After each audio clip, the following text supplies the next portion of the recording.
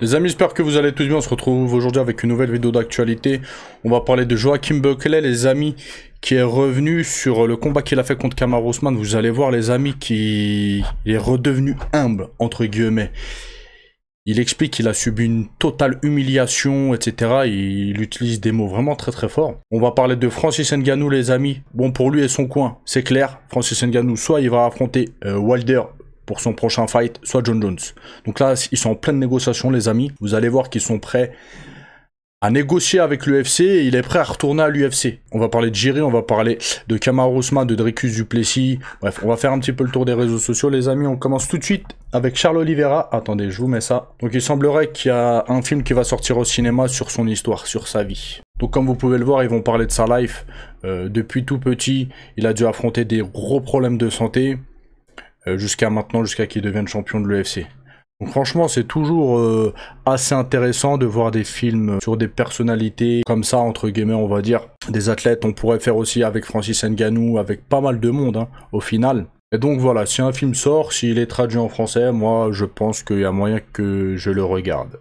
Continue les amis avec Jiri, qui parle de Ankalaev. Vous allez voir qu'il a un petit peu des mots forts, et je pense qui risque de s'affronter, parce que ça chauffe entre les deux. Donc Jiri Prochaska explique pourquoi il a refusé le combat contre la grande bouche Magomed Ankalaev. Je reste poli parce que c'est pas bouche qu'il a utilisé comme mot. Il explique que le plus important pour lui en ce moment, c'est l'école, c'est sa priorité, parce qu'on sait qu'il repasse un diplôme ou quelque chose comme ça. Il poursuit en disant, c'est une grande bouche, ce n'est pas comme ça que le champion doit parler.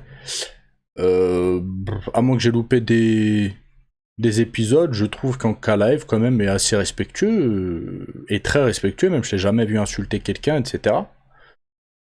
Donc je sais pas pourquoi il dit ça.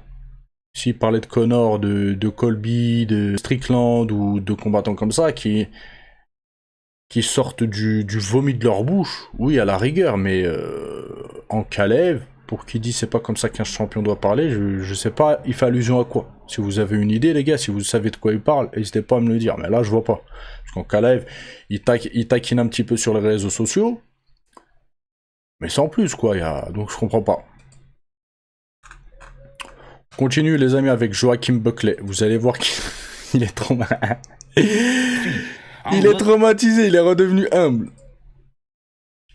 Donc, Joachim Buckley... Attendez, je vais vous recentrer ça.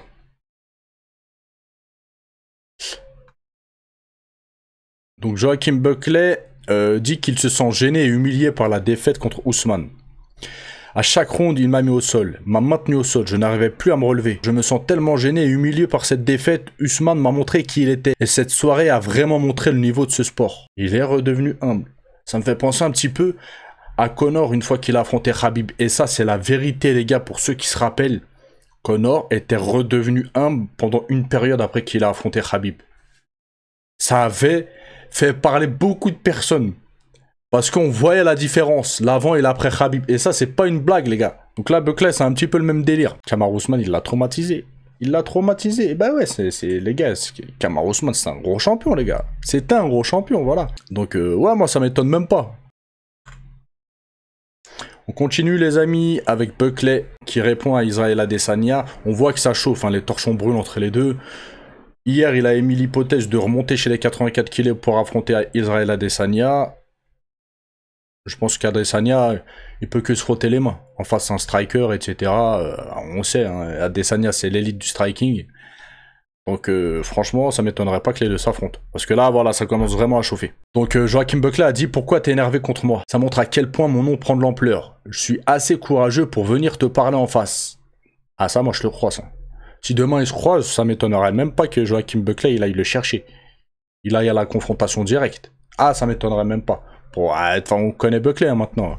On continue les amis avec Kamaru Usman, qui veut retirer la ceinture à Dricus du Plessis, et vous allez voir, pas n'importe où. Il veut faire ça en Afrique. On sait qu'entre les deux, la tension elle est un petit peu vive avec Israel Adesanya aussi. Parce que je vais pas revenir sur la vidéo que j'avais faite, mais Dricus du Plessis a dit c'est en gros le champion de l'Afrique qui représente l'Afrique. Parce que Kamaru Usman, Israel Adesanya et Francis Ngannou ne vivent plus en Afrique.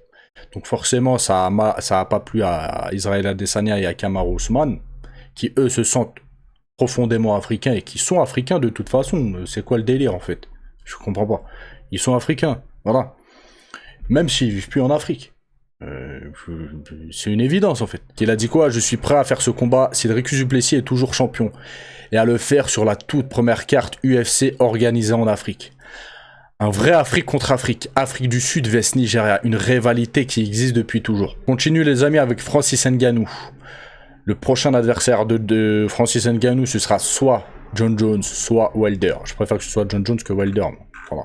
Après bon, même si je kiffe pas trop la boxe anglaise, voir un fight entre Wilder et Francis Ngannou en boxe anglaise, je dis oui.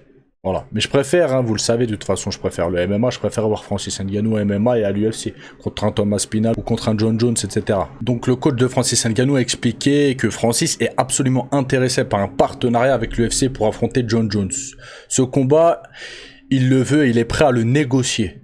C'est le combat Mayweather contre Pacquiao du MMA. Il poursuit en disant « Je ne pense pas que Dana White dirait non par principe, mais il faut que cela se fasse correctement. Sinon, cela n'arrivera jamais. » Donc depuis son départ de l'UFC en début 2023, Francis Ngannou a rejoint le PFL, une structure qui l'a soutenu dans ses défis, notamment en boxe anglaise. Et cela compte, le PFL est venu le voir et l'a soutenu. Et il n'oubliera pas ça comme ça, affirme Cooper. Pour lui, un retour dans l'octogone ne peut se faire que dans le cadre d'une copromotion. Je peux le voir faire un combat à l'UFC, mais seulement avec le PFL impliqué. En attendant, le Camerounais poursuit son entraînement malgré les séquelles d'un accident de moto. Il garde une attitude calme, mais on peut lire la douleur dans ses yeux. Il continue avec Wilder, c'est l'autre option. Il a dit c'est un combat spectaculaire, que nous pouvons remporter. Mais le combat contre John Jones serait sans doute le scénario préféré des gens. Il finira par combattre Aspinall, sauf si le combat contre Ngannou devient trop gros pour être ignoré. Donc voilà, ils ont un plan. John Jones ou Wilder. Ce serait bien qu'il affronte John Jones et après Thomas Spinal. Et pour finir Wilder à la rigueur, voilà, ce serait une belle fin de carrière. En tout cas, ce qui est sûr, c'est que Francis Ngannou, il veut rester avec le PFL. Il fait le bonhomme. Il pourrait partir et retourner sa veste et aller retourner à l'UFC, quoi, faire ami-ami avec Dana White, etc. Mais non, c'est une réaction de bonhomme. Bref, c'est tout pour aujourd'hui les amis. N'oubliez pas de lâcher un petit like, un petit com. Ciao, ciao.